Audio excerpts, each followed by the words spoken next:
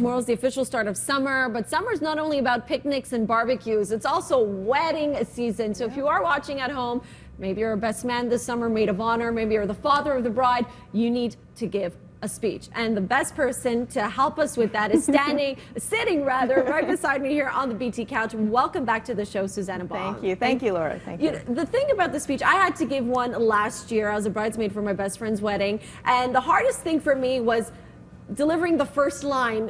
How do you break the ice in a wedding speech? Well, you know what? There's always this conception that you have to start with a joke. Yeah. And I would actually disagree with that, because jokes are sometimes very difficult to pull off. So if you pull it off really well, then you're great. But if you don't, and you start with a bit of a groaner, then you may have lost your audience right there. I think it's always best to start off with a story. And the focus should really be about sharing stories about your experience with the bride or the groom.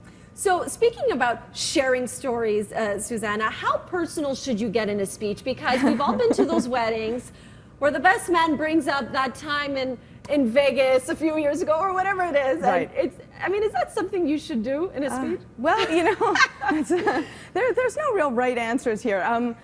First of all, it's nice to get personal, but not to get too embarrassing. I mean, really remembering that you're up there doing an honor for the bride or the groom, and, you know, not necessarily sharing the dirty laundry or the Vegas stories with a crowd of 300 people. So a crowd of 300 people, Yeah. you know, like I said earlier with Alex, you know, we do this for a living, we do television, but when I got in front of those 300 people last year, I started to get very nervous and I started to get emotional and I started to cry. I mean, how do you break those nerves? I mean, and is it a bad thing to be nervous? Oh my goodness, no. It's so... You must have had a really nice reaction from the audience when you cried. It's so common to do that, but it's so common to be overwhelmed and to be nervous. Right. Of course, you're standing in front of 100 people or 300 people and you're giving a speech.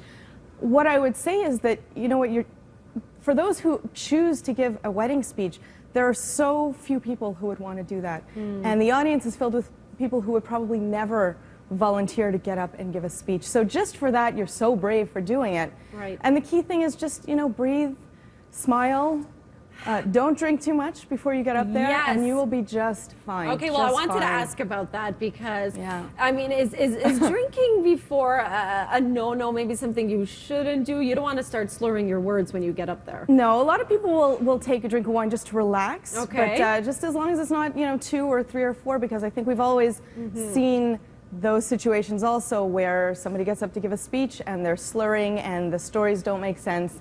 And in some cases, they may have to be escorted away from the front of the room or tripping down the front of the room. So you don't want to really be drinking too much before you give your speech. You don't Save it to celebrate afterwards. Absolutely. Yeah. And something, well, from my own wedding, with one of my maid of honors did, which was so great, is that she got the whole room involved. She did like a little game and she just got everyone involved, and people still talk about that today. So how do you get everyone involved, and is that a good thing to do?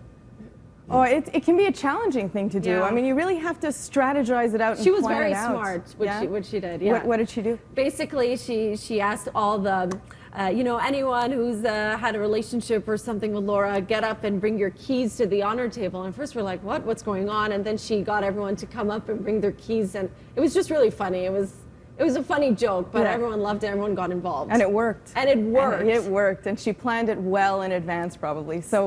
So I think that's the key in getting people involved. You really have to plan what you're going to do. It's a big moment to be standing in front of an audience of, in your case, I guess it was 300 people? No, 150, Suzannah, 150, please. okay. I'm Italian, but I tried to keep it small.